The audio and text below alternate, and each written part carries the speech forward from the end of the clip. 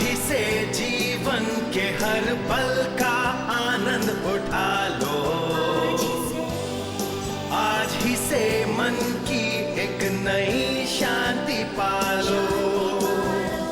समय आ गया बदलने का, समय आ गया कुछ करने का, अब उठा लो आनंद प्रतिदिन के जीवन का। मैं बात करना चाहती हूं कि हम किस प्रकार पीढ़ियों के लिए सोचें। मैं बात करना चाहती हूं कि अपनी नाक से आगे के विषय सोचें। केवल आज ही के लिए नहीं, परंतु महसूस करें कि कल अवश्य आएगा। मैं बात करना चाहती हूं कि आने वाले बड़े कार्य या छुट्टियां या बड़े दिन या नए कपड़ों के लिए नहीं जिए, परंतु इससे या उससे बढ़कर कुछ और भी है, और वो है आप क्या संपत्ति छोड़कर जाएंगे? क्योंकि सोचिए, क्या आप यहां हमेशा नहीं रहने वाले? क्या आप अपने पीछे आशीषों की मिरास या श्राप की मिरास छोड़े जा रहे हैं? ये सब हम पर निर्भर करता है, आप जानते हैं, क्योंकि बाइबल व्यवस्था विवरण 30:19 में कहती है, मैं आज आकाश और पृथ्वी दोनों को तुम्हारे सामने इस बात की साक्षी बनाता हूं कि मैंने जीवन और मरण, आशीष और शाप को तुम्हारे आगे रखा, इसलिए जीवन चुने। सिर्फ आप ही नहीं, परंतु आपकी आने वाली पीढ़ी भी। परंतु आपकी आने वाली पीढ़ी भी एक अद्भुत जीवन पा सके। आप में से कुछ यहां बैठे जरूर सोच रहे होंगे कि ये मेरे लिए नहीं होगा, क्योंकि मेरे पास अपने बच्चे नहीं हैं। मैं आपको कुछ बताती हूं, आपके लिए है। शायद आपके स्वाभाविक बच्चे ना हो, परंतु आप सभी के आत्मिक बच्चे हैं। हम सभी की एक वंशावली है। आपकी चाहे बच्चे ना हो, फिर भी आपकी भी वंशावली में लोग हैं जिन्हें आप सकारात्मक रूप से प्रभावित कर रहे हैं। हम सभी लोगों को प्रभावित करते हैं, परंतु शायद सभी सकारात्मक रूप से नहीं। कहते हुए दुख होता है, कभी कभी हम बहुत ही नकारात्मक प्रभाव डालते हैं। कभी कभी मसीह होने पर भी दूसरों के विश्वास को चोट पहुंचाते हैं, बजाय इसके कि उनकी सहायता करें। हमारे रिश्तेदारों में ही हमारी वंशावली नहीं है, परंतु हमारी आत्मिक वंशावली भी है। ये वो लोग हैं जो हमारे आसपास रहते हैं, हमें देखते हैं, जिन्हें हम प्रभावित करते हैं। वो लोग जो हमारे साथ कार्य करते हैं, हमारे पड़ोसी, और वे जो हमें बाजार में मिलते हैं। एक मुख्य बात है जो आज मैं आपको बताने की कोशिश कर रही हूं, और वो है आपका हर निर्णय कई लोगों को प्रभावित करता है। आपका हर निर्णय कई लोगों को प्रभावित करता है। मैं कई बार सोचती हूं कि आज के समाज में हम सिर्फ सही व्यवहार करते हैं। परमेश्वर आशीष दे, ये मेरा जीवन है और मैं अपनी मर्जी करूंगी। जो मैं करूं उससे किसी को कोई मतलब नहीं। अगर मैं वो करना चाहूं तो मैं वही करूंगी। देखिए, ये वही पाश्चात्य संस्कृति, स्वार्थ, स्वकेंद्रित मानसिकता है, जहां लोग वास्तविक नहीं। ये शायद सुनने में बुरा लगे जब मैं इसे कहूं, क्योंकि मैं जानती हूं कि हम सब अपने बच्चों से प्रेम करते हैं, परंतु मैं ये नहीं सोचती कि लोग अपने बच्चों के विषय में ऐसा ही सोचते हैं जैसा वो कई युगों पहले सोचते थे। आप वापस जाएं और पुराना नियम पढ़ें और देखें क्यों ये वंशावलियां पुराने नियम में दी गई हैं, और क्यों हर बार इस विषय पर बात होती है कि वे कहां से हैं। वो अब्राहम था, इसहाक और याकूब। कई पृष्ठ हैं जो लोगों की वंशावली बताते हैं। ये इसलिए क्योंकि उन्होंने बहुत कुछ एक वंश से दूसरे वंश को दिया है। क्या आपको पता है, मेरा कोई भविष्य नहीं अगर मैं दूसरों के जीवनों को आशीष ना दूं और वो उनमें बना रहे जो मैंने शुरू किया।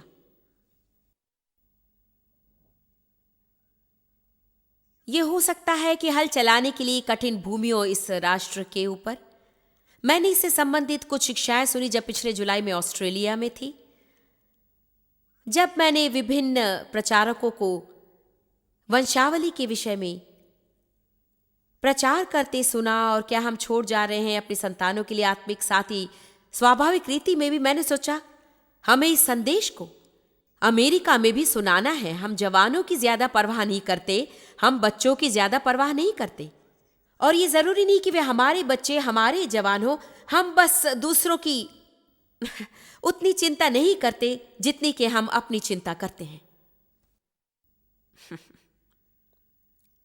ये सुनने में अच्छा नहीं लगता, परंतु मैंने कुछ शोध किया है कि आप जानते हैं कि अधिकांशतः हर कलीसिया अपने बजट का बड़ा भाग बड़ों की सेवकाई पर देती है, और सिर्फ थोड़ा सा जो बच गया बच्चों, जवानों की सेवकाई पर खर्चता है। और मेरे विचार से यह पिछड़ापन है।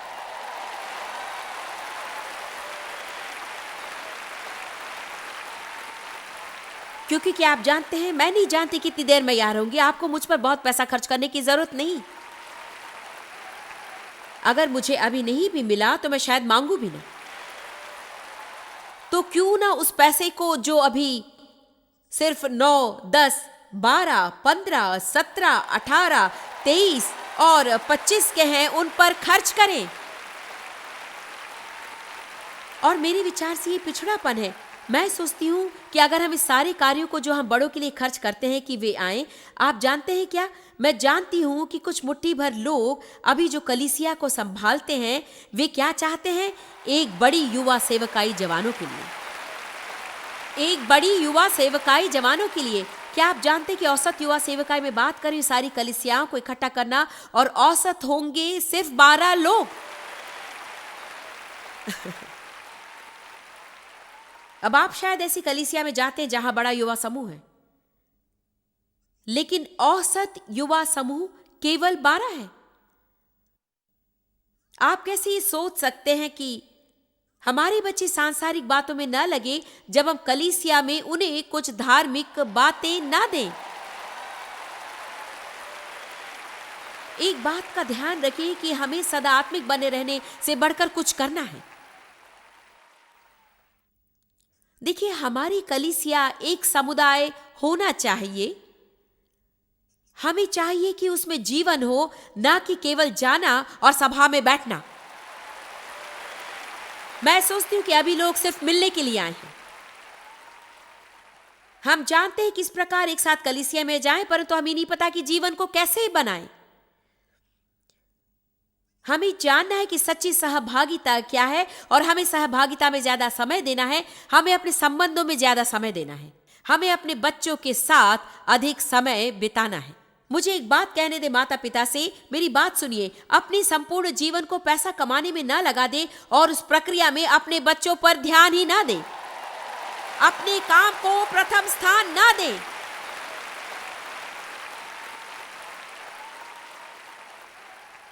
क्योंकि बाद में आप ये न कहें कि वे मुझे प्यार नहीं करते, पसंद नहीं करते, वे मुझसे मिलने नहीं आते, अगर आज आप उनके जीवन में निवेश नहीं करेंगे।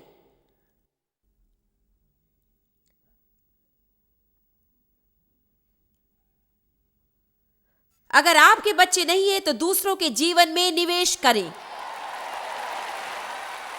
यहां बैठकर ये सोचने की हिम्मत न करें कि ये मेरे लिए नहीं, मैं तो यहां चोट खाई हुई आई और ये आशा थी कि मुझे भावुक चंगाई पर शिक्षा मिलेगी।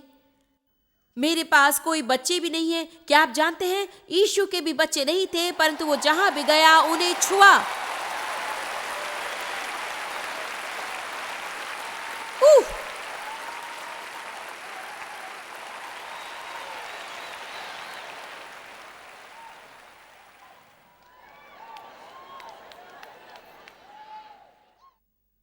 सच तो यह है कि हमारी बहुत सारी बातें कुछ क्षण के लिए पीछे हैं। मैं यहां पर स्वार्थी स्वकेंद्रित लोगों के साथ हूं जिनके पास हर सप्ताह नई समस्या है ताकि एक नया छुटकारा मिल सके।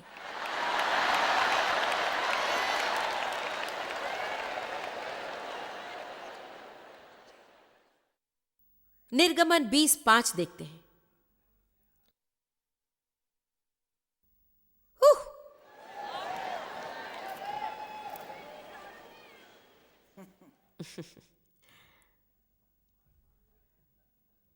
तुम उनके सम्मुख न दंडवत करना, न उन्हें पूजना, क्योंकि तुम्हारा परमेश्वर यहोवा जलन रखने वाला है।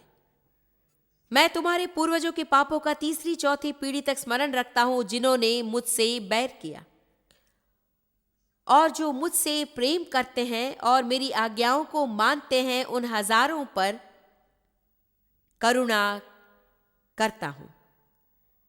ये मुझे ये बात बताती है कि मेरे पाप मेरे बच्चों और उनकी आने वाली 5 पीढ़ी तक असर डालेंगे। आपको केवल ये करना है। कुछ लोग, खास तौर से आप में से कुछ को, अपनी वंशावली देखना है और अधिक समय नहीं लगेगा ये समझने में कि आपके जीवन में कुछ परेशानियां क्यों आई। आप सब जानते हैं कि हम में से बहुत हमारे माता पिता के बुरे चुनाव में फंस जाते हैं। मैंने अपने जीवन में बड़ा दुख उठाया। हमारे जीवन में बहुत बातें होती हैं जिन्हें हमने नहीं चुना है।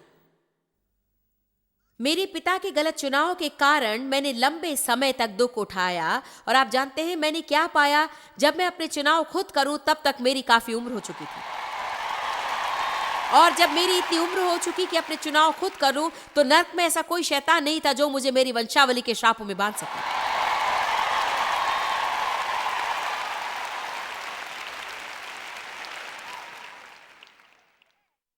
हमें करना क्या है कि हमें उस असहाय बच्चे को इससे बाहर निकालना है।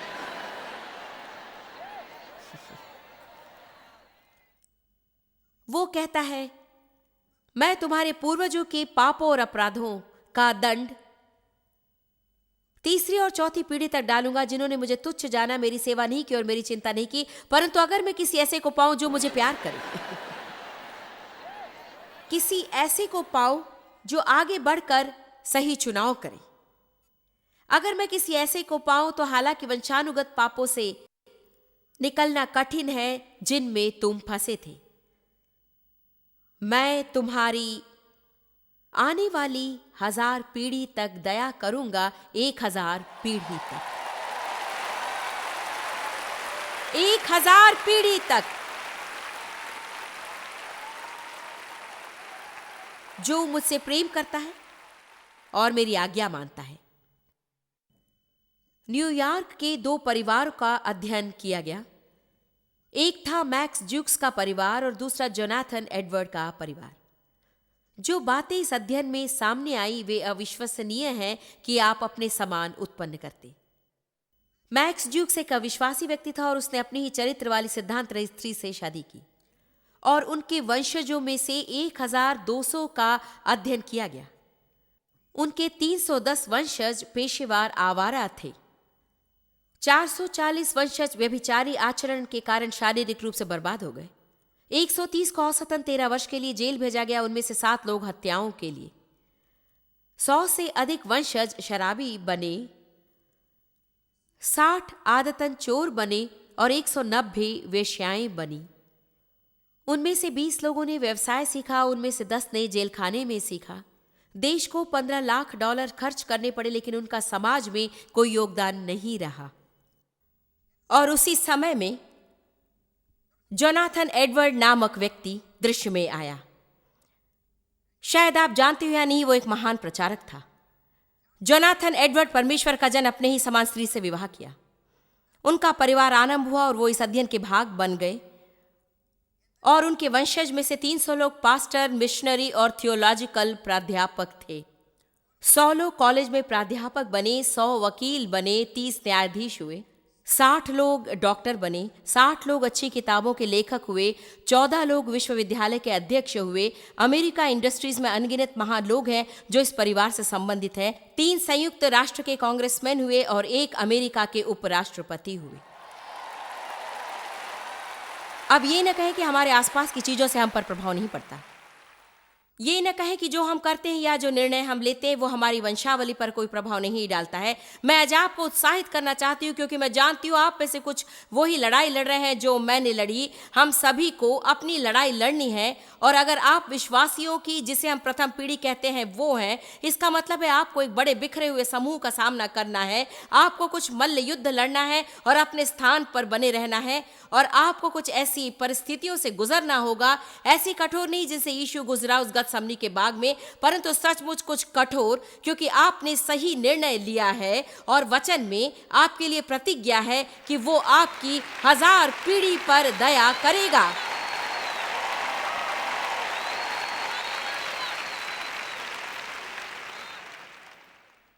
मैं कुछ समय अपने बच्चों के लिए अचंभा करती हूँ, और इसके बावजूद कि वो मसीह और प्रभु से प्रेम करते हैं, आप देखते हैं कि आपके बच्चे वैसा नहीं कर रहे जैसा आप चाहते हैं, या ये या वो, जैसे जैसे वे विभिन्न उम्र में प्रवेश करते जाते हैं। मैं कुछ समय पहले ऐसे समय से गुजरी जहां पर कुछ लोगों से खास संघर्ष था। मैंने उस समय सोचा कि इन सब का अंत कब होगा? क्या मैं काम करते करते बस मर जाऊंगी और कोई नहीं होगा जिसे मैं ये सब दे जाऊं? हमारे पास ये बड़ी इमारत है और कौन इसका हकदार होगा जब मैं उसी समय हम ये सोचने की प्रक्रिया में होते हैं कि इस कार्य को अगले स्तर पर लेकर जाएं या ठहर जाएं जब तक यीशु हमें लेने नहीं आता। देखिए, जब भी आप निर्णय लेते हैं कि अगले स्तर पर ले जाएं, आपको कोई विचार नहीं आता कि इसमें क्या सम्मिलित है। मेरा मतलब, मेरे पास समय नहीं कि इसमें जाऊं।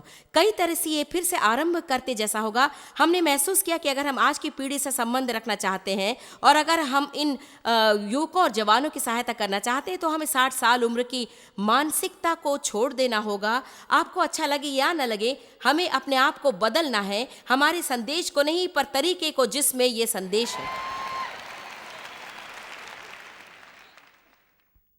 और इन सब में बहुत समय लगता है, प्रार्थना, बहुत पैसा, बहुत कार्य और बहुत सा परिश्रम। मैं बस थम गई, पता नहीं कि मुझे क्या करना था, क्योंकि मैंने सोचा इससे क्या होगा अगर मेरे पास कोई नहीं है जिसे मैं ये दे सकूं। तब एक सुबह परमेश्वर ने मुझे ये वचन दिया और मैं घर में चिल्लाती और चीखती रही।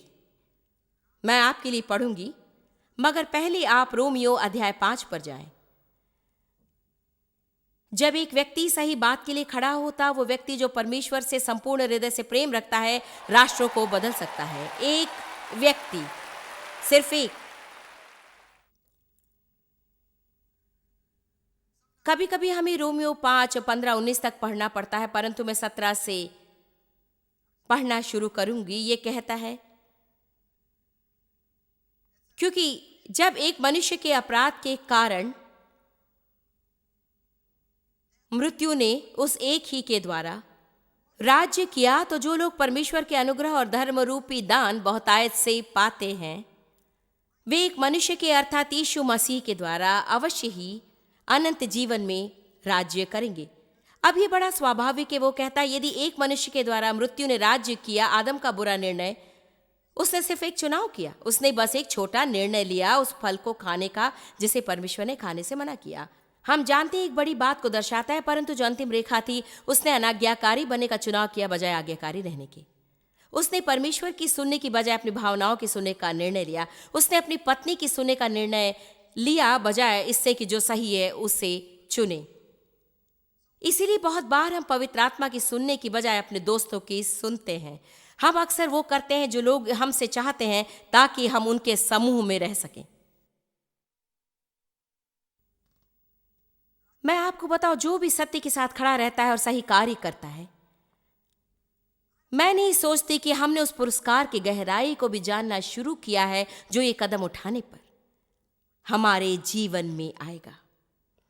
मैं सोचती हूं वो पुरस्कार और बड़ा होगा जब और कोई आपके साथ नहीं होगा।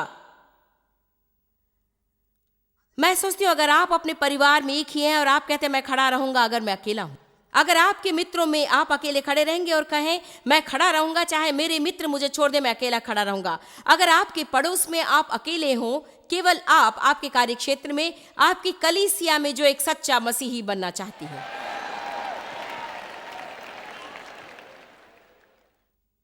इस सप्ताह मैंने एक दुख भरी खबर सुनी। जानते हैं, हम हर साल इस सभाओं में गिड़गिड़ाते हैं जो इस सभा में आते हैं।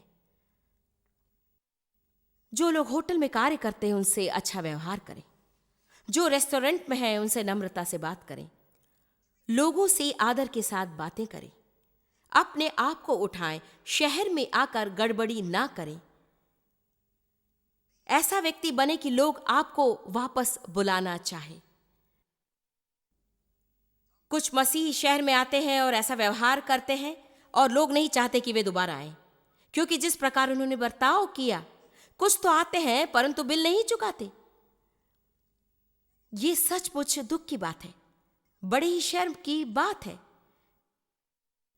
क्या आप जानते हैं इसमें अवश्य कुछ गलत है, अवश्य ही कहीं कुछ गलत है। और मैं नहीं जानती कि हम लोगों का पर्याप्त सामना कर रहे हैं या नहीं, उनके मुंह पर उनकी गलतियों के विषय बात कर रहे हैं या नहीं। मैं सोचती हूँ कुछ जगह पर जब मैं जाती हूँ, आप जो सुनते हैं वो है उपदेश उपदेश उपदेश, और शायद कोई आपसे कहे कि पहले आप सफाई करने के उदाहरण दो।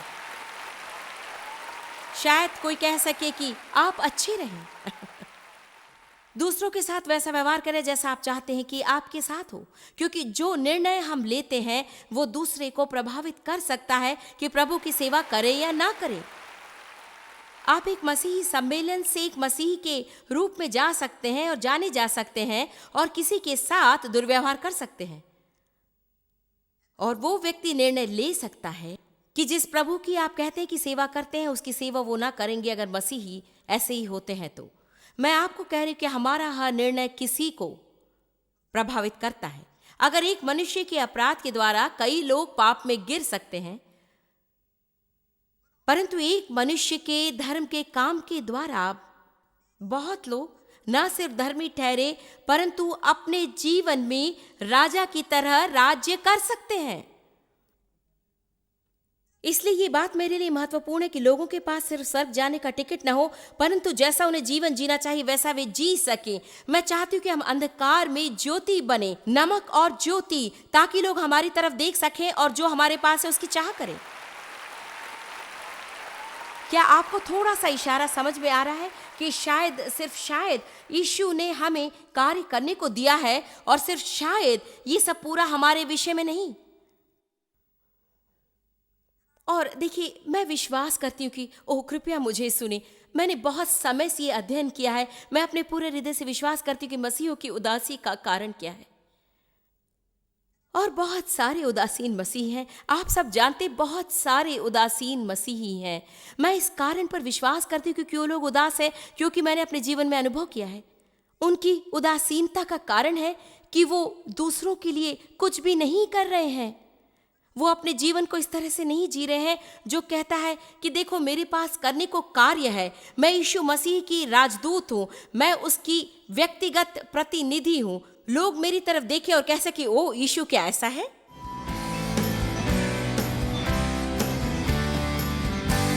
हमें सचमुच जरूरत है कि अगली पीढ़ी की चिंता करें। क्या आपने कभी गंभीरता से सोचा है कि आप रोज कैसा चुनाव करते हैं और कैसे आपके वंश में आने वाली पीढ़ी को या यहाँ तक कि आपके चारों लोगों की भविष्य की पीढ़ी को प्रभावित कर सकता है? ये बहुत महत्वपूर्ण है कि हम चुनाव की सामर्थ्य को जानें। एक बहुत महत्वपूर्ण निर्णय हम प्रतिदिन लेते हैं कि हम कैसे लोगों के साथ व्यवहार करेंगे। जैसा हम चाहते हैं हमें वैसा व्यवहार दूसरों के साथ करना है। प्रेम में चलें और जीवन और अपने बच्चों का भविष्य, अपने रिश्तेदारों का, सहकर्मी और पता नहीं कितने और लोगों का भविष्य आप बदलें। आप दूसरों के लिए उदाहरण हैं। आप जितना जानते हैं उससे भी अधिक आप हमारे लिए जॉइस मेयर मिनिस्ट्रीज एशिया में महत्वपूर्ण है। हम आपकी सराहना करते हैं। आप सौभाग्यों का धन्यवाद देते हैं कि इस संसार भर की सेवकाई को आप सफल कर रहे हैं। एक साथ हम भूखों को भोजन, गरीबों को कपड़े दे रहे हैं और पूरे संसार में सुसमाचार प्रचार कर रहे हैं। हमसे आज ही संपर्क करें या लॉग करें jmmindia.org। अपने प्रार्थना निवेदन भेजें, हमारे स्रोत के विषय जानें, जॉइस की सभाओं के विषय जानें, और जैसे हम पूरे संसार में मसीह के प्रेम को बांटते हैं तो आप हमारे साथ सहभागी हो जाएं।